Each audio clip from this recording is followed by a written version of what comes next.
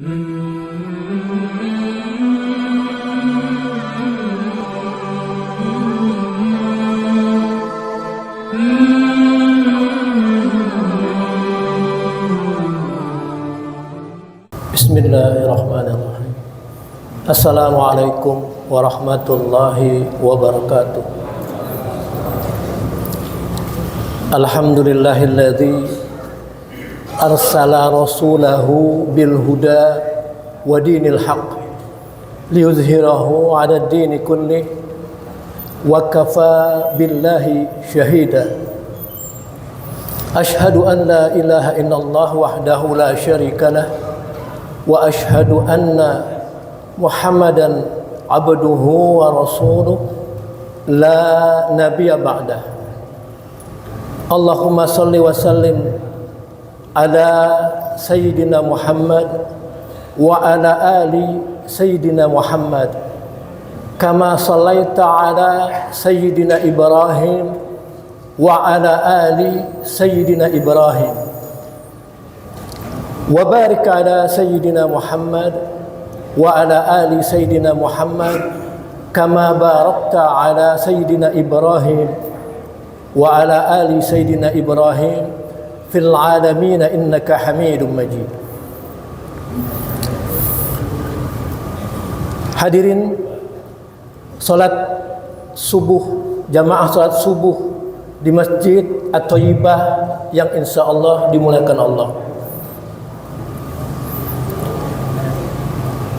Kuliah subuh hari ini merupakan kelanjutan dari kuliah subuh pekan lalu, yaitu masih tentang perbuatan baik atau amal baik yang disebut dengan hasanah. Lawannya hasanah adalah sayyi'ah. Kalau dalam kehidupan kita sehari-hari banyak kita lakukan hasanah, maka sayyi'ah akan tersingkir, karena kuotanya satu hari hanya 24 jam. Bapak-bapak, ibu-ibu, para alim ulama yang saya hormati, dalam sebuah hadis riwayat At-Tirmizi dari Jabir bin Abdullah radhiyallahu anhu, bahwa Rasulullah sallallahu alaihi wasallam bersabda, "Man qala subhanallahal azim wa bihamdihi ghurisat lahu nakhlatu fil jannah." Barang siapa mengucapkan subhanallah al-azim, Maha suci Allah yang maha besar, wa bihamdi, dan aku memujinya, niscaya akan ditanamkan satu batang pohon kurma di surga. Jadi kita investasi sebuah pohon kurma hanya dengan mengucapkan kalimat zikir yang singkat seperti itu, namun harus kita lakukan secara ikhlas. Kemudian dalam sebuah hadis lainnya, masih riwayat At-Tirmizi dari Abdullah bin Mas'ud radhiyallahu anhu, bahwa Rasulullah sallallahu alaihi wasallam bersabda, pada malam ketika diisrakan, aku bertemu dengan Ibrahim Al-Khalil, Nabi Ibrahim kekasih Allah. Lalu Ibrahim berkata, "Wahai Muhammad, sampaikan salamku kepada umatmu." Jadi pesannya Nabi Ibrahim kepada Nabi Muhammad pada saat Nabi Muhammad Mi'raj, sampaikan salamku kepada umatmu dan katakanlah kepada mereka bahwa surga itu bagus tanahnya dan segar airnya, dan surga itu berupa lahan kosong, sedangkan tanamannya adalah zikrullah. Jadi kita diminta berzikir oleh Allah untuk mengisi lahan-lahan kosong yang ada di surga. Itulah investasi yang kita lakukan salah satunya. Lalu apa lafaz zikir dalam hadis ini? Subhanallah, walhamdulillah, wala ilaha illallah, wallahu akbar. Maha suci Allah, segala puji bagi Allah, dan tidak ada ilah, tidak ada yang patut kita sembah selain Allah. Wallahu akbar, dan Allah itu maha besar. Kalau kita camkan kalimat yang singkat ini, luar biasa maknanya. Nilainya juga besar. Satu pohon kurma di surga. Untuk siapa? Untuk kita. Nabi Muhammad bertemu dengan Nabi Ibrahim di Baitul Ma'mur, yaitu di langit ketujuh. Baitul Ma'mur adalah kiblat para penghuni langit. Jadi kalau kita di dunia ini, di bumi ini, kiblatnya adalah Ka'bah, kita bertawaf, para malaikat bertawaf di langit, yaitu mengelilingi Baitul Ma'mur. An Anas bin Malik qala Rasulullah sallallahu alaihi wasallam, al Baitul Ma'mur fis sama'is sabi'ah. Baitul Ma'mur itu, kata Rasulullah menurut riwayat hadis ini, adalah di langit ketujuh. As-sama' as-sabi'ah. Sama itu langit, sabi'ah hari ketujuh. Yadkhuluhu kulla yaumin sab'una alfa malak. Setiap hari masuk atau mendekati Baitul Ma'mur 70.000 malaikat. Summa la ya'uduna ilaih. Kemudian malaikat tersebut tidak keluar lagi. Jadi setiap kali malaikat masuk ke Baitul Ma'mur, bertawaf, berzikir kepada Allah, tidak keluar lagi. Menurut hadis ini.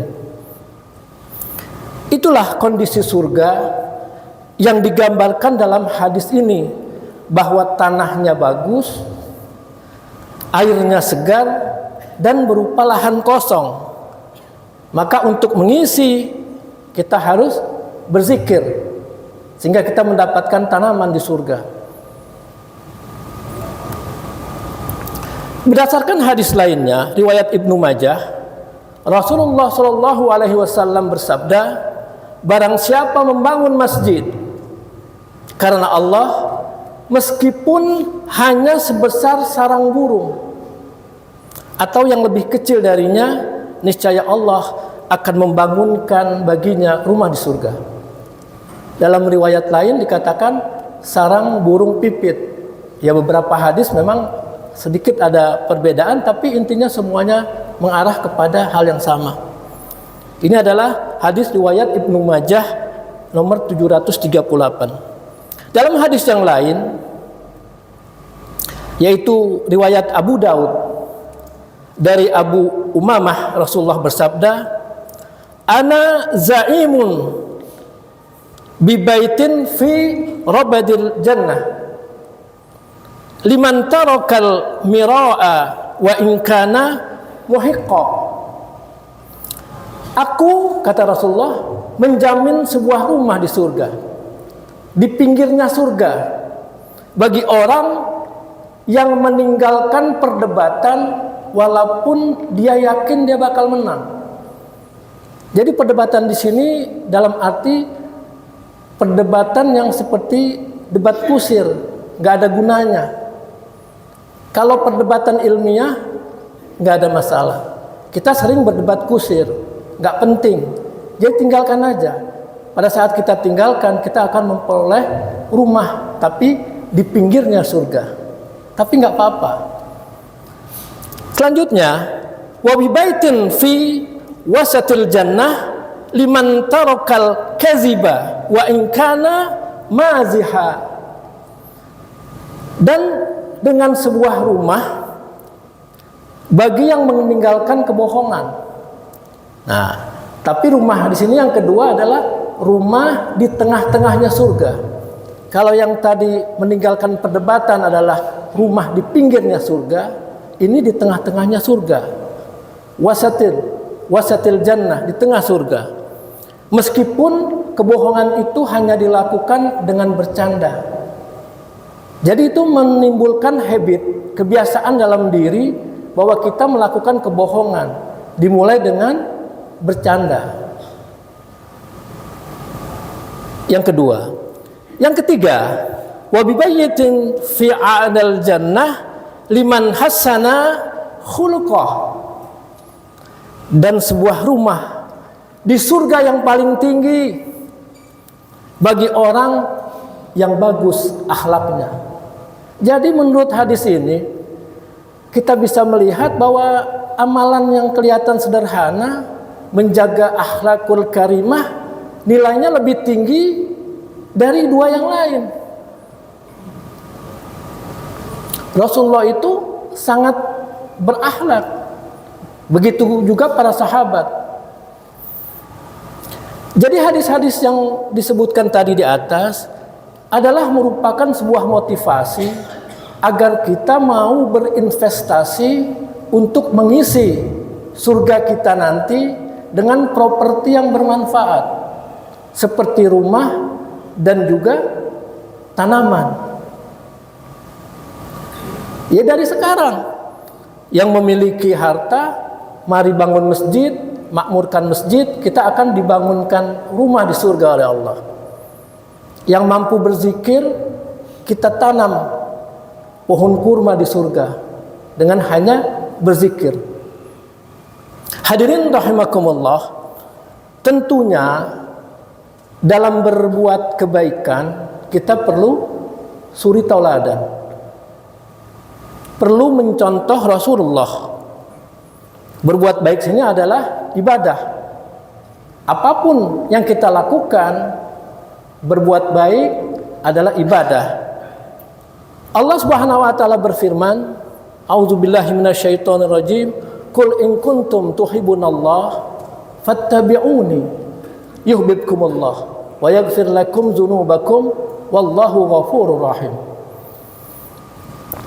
Katakanlah wahai Muhammad, jika kamu mencintai Allah. Jadi di sini Allah memerintahkan Nabi Muhammad agar Nabi Muhammad menyampaikan kepada umatnya, jika kamu mencintai Allah, maka ikutilah aku. Jadi ini perintah dari Allah. Mengikuti apa yang dilakukan oleh Rasulullah bukan tidak berdasar. Kita mengikuti apa yang diperintahkan oleh Allah dan juga mengikuti apa yang diperintahkan yang dilakukan oleh Rasulullah. Qul in kuntum tuhibbunallah fattabi'uni, ikutlah aku. Apa hasilnya? Yuhibbukumullah. Belum apa-apa Allah udah cinta. Niscaya Allah akan mencintaimu. Cukup sampai situ? Belum. Wa yaghfir lakum dzunubakum. Allah akan mengampuni dosa kalian. Sudah dicintai, dihapus, diampuni dosa-dosa kita semua. Allah Maha Pengampun dan Maha Penyayang. Jadi di sini dalam Al-Quran surat Ali Imran ayat 31 kita mendapatkan satu poin cinta dari Allah. Karena hanya sekedar mengikuti Rasulullah. Hadirin yang mulia, selanjutnya dalam berbuat baik kita ini juga perlu melihat, mencontoh orang-orang saleh. Orang saleh itu ada tingkatannya. Yang paling tinggi adalah al-anbiya, para nabi. Kalau kita lihat Al-Quran, di Al-Quran itu ada 6 nama surat yang diambil dari nabi-nabi. Kalau kita urut dari 1, kita telusuri, yang pertama adalah surat nomor 10, yaitu surat Yunus atau disebut dengan Zunnun. Nabi Yunus itu terkenal dengan zikirnya dan dibenarkan oleh Rasulullah. Saat Nabi Yunus lari dari umatnya, lalu menaiki sebuah kapal atau bahtera, lalu karena kapalnya itu overweight, terlalu berat, harus diundi. Salah satu harus dibuang ke laut. Beberapa kali diundi, ternyata yang keluar namanya Nabi Yunus. Pada saat Nabi Yunus masuk ke laut, langsung ditelan oleh seekor ikan besar. Dalam Al-Quran surat Al-Anbiya ayat 87 Allah berfirman, fanada fiz zulumat, maka dia berdoa dalam kegelapan. Di sini dalam hadis ada kegelapan itu ada 3. Nabi Yunus itu diliputi kegelapan malam, kegelapan di dasar laut, dan kegelapan dalam perut ikan. Fanada fiz zulumati alla ilaha illa anta subhanaka inni kuntu minaz zalimin. Jadi zikirnya subhanaka, ya, la ilaha illa anta subhanaka inni kuntu minaz zalimin. Tidak ada ilah, tidak ada sesuatu zat yang harus disembah kecuali engkau. Jadi Nabi Yunus berkomunikasi secara langsung kepada Allah dengan menyebut engkau. La ilaha illa anta subhanaka, engkau maha suci. Ya. La ilaha illa anta subhanaka inni kuntu minaz zalimin. Jadi kalau Nabi Yunus mengatakan engkau maha suci ya Allah, artinya dia menyadari bahwa dirinya dalam keadaan kotor. Manusia tidak ada yang bersih sempurna, baik hatinya maupun fisiknya. Fisiknya bisa kena hadas, bisa berhadas, bisa juga kena kotoran. Nah, di sini Nabi Yunus berkali-kali mengulangi lafaz zikir ini. Bahkan Rasulullah juga bersabda, doa Nabi Yunus alaihissalam tatkala beliau terperangkap dalam perut ikan adalah la ilaha illa anta subhanaka inni kuntu minaz zalimin. Hadirin yang dimuliakan Allah, itu adalah hadis riwayat At-Tirmizi nomor 3505. Kemudian surah yang kedua, tadi surat nomor 10, surat nomor 11 Hud, Nabi Hud. Sesungguhnya aku bertawakal kepada Allah. Inni tawakkaltu 'ala Allah, Rabbi wa Rabbikum. Tuhan aku, Rabb aku, dan juga Rabb kalian. Jadi di sini Nabi Hud terkenal dengan ketawakalannya. Ini sesungguhnya aku tawakkaltu 'ala Allah, Rabbi wa Rabbikum. Ma min dabatin illa huwa akhizum binasiyatiha. Tidak ada satupun makhluk yang melata di bumi ini kecuali Allah pegang ubun-ubunnya. Di sini sebuah istilah bahwa segala sesuatu tentang makhluk itu berada di tangan Allah. Jadi kalau ada kalimat Allah pegang ubun-ubunnya, artinya kita udah nggak berdaya lagi. Kalau kita sadari di sini, inilah kalimat takwa, kalimat tawakal oleh Nabi Hud yang luar biasa. Inni tawakkaltu 'ala Allahi Rabbi wa Rabbikum ma min dabatin illa huwa akhizum binasiyatiha. Inna Rabbi, sesungguhnya Rabbku, ala siratim mustaqim, berada pada jalan yang lurus. Jadi mau bertuhan kepada siapa lagi? Satu-satunya hanya Allah, tidak ada yang lain.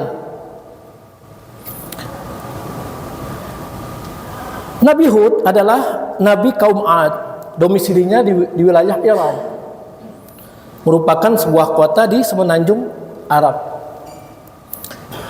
Iran ini terkenal dengan istilah Zatil Imad, yaitu penduduk yang mempunyai gedung-gedung yang sangat tinggi. Jadi di masa itu arsitektur kaum Iran ini luar biasa. Jadi kalau istilah sekarang, mereka sudah mampu membangun gedung-gedung pencakar langit. Pada saat itu belum ada di belahan bumi yang bisa membuat itu. Sebagaimana firman Allah, Iram Zatil Imad, yaitu penduduk Iram, yaitu ibu kota kaum Ad yang mempunyai bangunan-bangunan yang tinggi. Kita baca surat Al-Fajr ayat 7. Ma'asyiral muslimin rahimakumullah, kisah Nabi Hud merupakan contoh sempurna tentang keimanan dan ketakwaan. dalam diri manusia. Jadi Allah berikan contoh dalam Al-Quran, kalau kita ingin mencontoh keimanan, ketakwaan, ketawakalan yang baik, maka contohlah Nabi Hud. Kemudian yang ketiga, surat nomor 12, Nabi Yusuf. Apa yang istimewa dari Nabi Yusuf? Nabi Yusuf mampu mengendalikan syahwatnya. Saat dia digoda oleh istrinya pemuka yang berkuasa pada saat itu, kaya, cantik, berkuasa, tapi Nabi Yusuf bisa menghindari hal tersebut. Allah Subhanahu wa taala berfirman dalam surat Yusuf ayat 24, "Walaqad hammat bihi wa hamma biha laula ar-ra'a burhana rabbih kadzalika linasrifa anhu as-su'a wal fahsya innahu min ibadinal mukhlasin." Dan sesungguhnya perempuan itu, yaitu perempuan yang menggoda Nabi Yusuf, telah berkehendak kepada Yusuf, dan Yusuf pun berkehendak sekiranya dia tidak melihat burhan. Burhan bukan sosok orang yang sekarang ada di sini ya. Burhan itu adalah sebuah penampakan oleh Allah. Jadi di sini pada saat wanita itu berkehendak, sebenarnya secara naluri sebagai laki-laki juga bisa berkehendak, tapi Allah cetuskan burhan.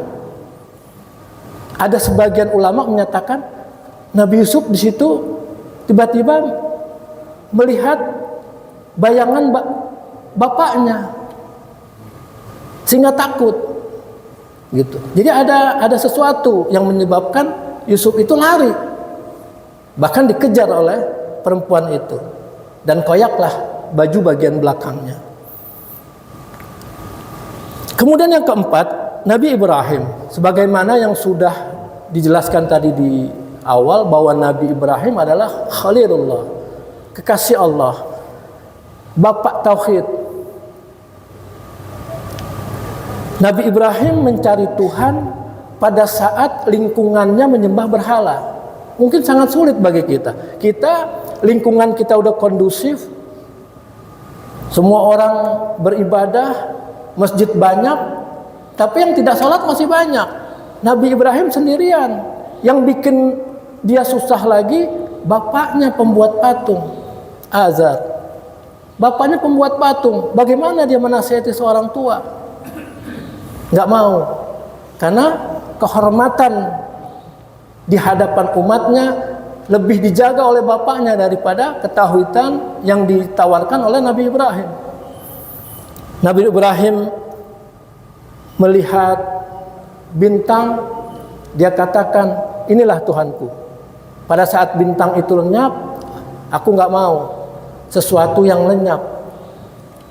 Lalu beliau melihat bulan. Nah, ini ada sesuatu yang terang benderang. Bulan itu hilang, tenggelam. Dia berkata lagi, aku nggak mau sesuatu yang tenggelam. Lalu pada saat matahari, ini ada matahari, ini lebih besar. Pada saat matahari terbenam, dia juga nggak mau. Aku berlindung dari engkau, kaumnya pada saat itu, dari perbuatan syirik. Wa iz qala Ibrahim li abihi Azar atattakhizu asnam alihah inni araka wa qaumaka fi dhalalin mubin.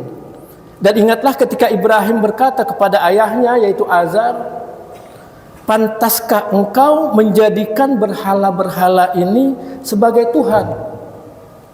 Sesungguhnya aku melihat engkau dan kaummu berada dalam kesesatan yang nyata, dhalalin mubin.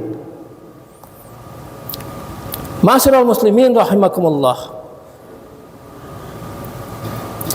Kemudian nabi berikutnya adalah nabi kita Rasulullah Muhammad sallallahu alaihi wasallam yang diabadikan oleh Allah dalam Al-Qur'an dalam surat nomor 47, yaitu surat Muhammad. Apa keutamaan Nabi Muhammad? Disebut di sini abdan syakur, hamba yang bersyukur. Sudah dijamin surga kepada beliau, sudah dijamin dosa-dosanya diampuni, amal ibadahnya diterima, masih aja sholatnya sampai kakinya bengkak. Itu disebut abdan syakur. Benar-benar beliau melakukan seperti itu. Dan yang beliau lakukan tidak mengganggu umatnya, tidak mengganggu orang lain. Dia melakukan malam hari pada saat semua orang tertidur. Dia lakukan di rumah sendirian. Telah menceritakan kepada kami Sadaqah bin Al-Fadl, telah mengabarkan kepada kami Ibnu Uyainah, telah menceritakan kepada kami Ziyad, yaitu Ibnu Ilaqah, bahwa dia mendengar Al-Mughirah berkata, Nabi SAW berdiri salat hingga kedua telapak kakinya bengkak-bengkak. Maka dikatakan kepada beliau, bukankah Allah telah mengampuni dosa-dosamu yang lalu maupun yang akan datang? Beliau menjawab, tidak bolehkah saya menjadi hamba yang bersyukur? Afala akunu abdan syakura. Jawaban yang luar biasa. Kalau kita bisa jadi kalau udah tahu kita diampuni dosa kita yang lalu maupun yang akan datang, ya santai-santai aja kali ya. Kemudian yang kedua, Rasulullah itu mempunyai akhlak yang terpuji. Dalam surat Al-Qalam ayat 4, wa innaka la'ala khuluqin azim. Sesungguhnya engkau Muhammad benar-benar memiliki budi pekerti yang agung. Jadi benar-benar diabadikan dalam Al-Quran bahwa Nabi Muhammad mempunyai budi pekerti yang agung. Menurut sebuah hadis, Rasulullah bersabda, innama bu'istu liutammima makarimal akhlak. Sesungguhnya aku diutus tidak lain adalah untuk menyempurnakan akhlak manusia. Jadi Rasulullah sangat mengetahui bahwa persoalan akhlak ini menjadi masalah. Berkelahi, bertengkar karena akhlak. Yang satu ingin dihormati, yang satu tidak menghormati. Yang satu membuang ludah di depan orang, orang yang di dekat ludah itu dibuang nggak terima, jadilah bertengkar. Jadi masalah akhlak itu bukan masalah yang sepele. Jadi Rasulullah dengan jelas disebut di sini, sesungguhnya aku diutus hanya untuk menyempurnakan akhlak. Kalau akhlak kita baik, maka semua baik. Kenapa? Karena akhlak itu diatur hubungan antar manusia juga hubungan dengan Allah. Bagaimana kita berhubungan dengan Allah juga ada akhlaknya, ada tata caranya. Kemudian yang terakhir, Nabi Nuh diabadikan dalam surat nomor 71. Hadirin yang mulia, jika sekiranya kita berada dalam lingkungan Nabi Nuh, apakah kira-kira kita mau percaya? Nabi Nuh membangun sebuah bahtera yang besar di atas bukit. Bawahnya ke laut bagaimana? Mungkin sekarang kita mendengar ceritanya percaya. Kenapa? Udah jadi kejadian bahwa ternyata ada hujan besar yang tidak pernah berhenti sampai membawa bahtera itu ke laut. Mungkin kalau kita dihadapkan pada masa itu, kita akan bilang, Nuh ini gila. Semua orang yang lewat Nuh sedang mengerjakan bahtera mencemooh. Bahkan istrinya ikut kafir. Seorang nabi, istrinya kafir. Sebaliknya, Fir'aun, istrinya beriman. Asia beriman. Bahkan dalam hadis disebut, ada 4 penghulu wanita di surga. Yang pertama adalah Maryam, banata Imran. Maryam anaknya Imran. Dan Maryam itu juga diabadikan namanya dalam sebuah surat nomor 19. Imran bapaknya diabadikan dalam surat nomor 3, Ali Imran. Jadi ada 4 penghulu wanita di surga. Jadi ibu-ibu mau mencontoh wanita, contohlah yang pertama itu Maryam. Bagaimana Maryam begitu tawadu kepada Allah. Pada saat Zakaria datang ke ruangannya Maryam, dia selalu melihat banyak makanan di ruangan Maryam. Pada saat ditanya oleh Zakaria, "Ya Maryam, ini dari mana?" "Haza min fadli Rabbi." Ini dari Tuhanku. Padahal tidak pernah Zakaria membawa makanan ke rumahnya. Setelah kejadian itu, Zakaria ibadah di mihrabnya Maryam, memohon seorang anak. Allah kabulkan doanya. Pada saat pada saat Jibril datang menjumpai Maryam, menyatakan bahwa Maryam mengandung seorang anak. Setelah itu juga Jibril bertemu dengan Zakaria, menyatakan kamu juga akan punya anak. Ini aku bawakan berita baik. Jadi doa Zakaria itu dikabulkan oleh Allah setelah dia mengetahui bahwa Maryam itu adalah wanita solehah. Jadi Rasulullah menyatakan penghulu surga itu salah satunya adalah Maryam banata Imran, anak dari Imran. Yang kedua, Khadijah binti Khuwailid, yaitu istri pertama Rasulullah. Kenapa? Pada saat orang mencemooh Nabi Muhammad setelah mendapat wahyu, satu-satunya orang tinggal serumah mempercayai Nabi Muhammad dan membesarkan hati Nabi Muhammad, sampai berlanjut dari 1 orang menjadi 4. Terus yang beriman kepada Rasulullah bertambah terus. Jadi dikatakan bahwa Khadijah binti Khuwailid adalah salah satu penghulu surga.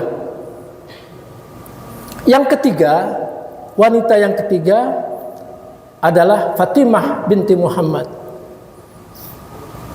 Fatimah itu wanita yang paling menghormati suaminya, Ali bin Abi Thalib. Sangat menyayangi ayahnya. Dan juga termasuk generasi orang yang pertama-tama masuk Islam bersama suaminya Ali bin Abi Thalib. Jadi tidak salah kalau Rasulullah menjadikan Fatimah salah satu penghulu surga, menyatakan seperti itu. Yang terakhir, Asiyah. Asiyah adalah istri Fir'aun. Kurang kejam apa Fir'aun? Nabi Musa mendakwahkan apapun selalu dibantah. Tapi istrinya ternyata secara diam-diam masuk agama Islam. Saya katakan Islam dari dulu sampai sekarang, agama semua ini adalah Islam. Ma'asyiral muslimin rahimakumullah. Jadi pada saat kita berada dalam generasi atau kaum Nabi Nuh, bisa jadi kita juga ikut mencemoohkan Nuh. Jadi kita harus mensyukuri bahwa kita hidup pada masa Rasulullah dan kita bisa ibadah dengan baik. Jadi selain para nabi yang 6 itu, ada orang yang bukan nabi tapi namanya diabadikan dalam surat Al-Quran, yaitu Ali Imran. Jadi Imran itu adalah seorang saleh, keluarganya keluarga soleh. Bahkan Zakaria masih kerabat. Zakaria punya anak Yahya, Maryam punya anak Isa. Jadi benar-benar kalangan mendidik anaknya, mendidik keluarganya secara baik. Mereka keluarga yang sakinah, mawaddah, warahmah. Jadi doa itu sampai itu diterima itu oleh keluarga Imran. Jadi kalau kita menyatakan sekarang, semoga engkau mendapatkan keluarga yang sakinah, mawaddah, warahmah. Ya contohnya keluarga Imran. Bahkan dikatakan suratnya Ali Imran. keluarga Imran. Ma'asyiral muslimin rahimakumullah, yang terakhir Luqman. Mungkin kita bisa baca bagaimana sepak terjang Luqman pada saat mendidik anaknya dalam surat nomor 31. Saya rasa itu yang bisa saya sampaikan. Semoga apa yang saya sampaikan bermanfaat, khususnya bagi saya sendiri, juga kepada kita semua, dan kita diberikan taufik hidayah oleh Allah. Billahi taufik wal hidayah wal afu minkum. Wassalamualaikum warahmatullahi wabarakatuh.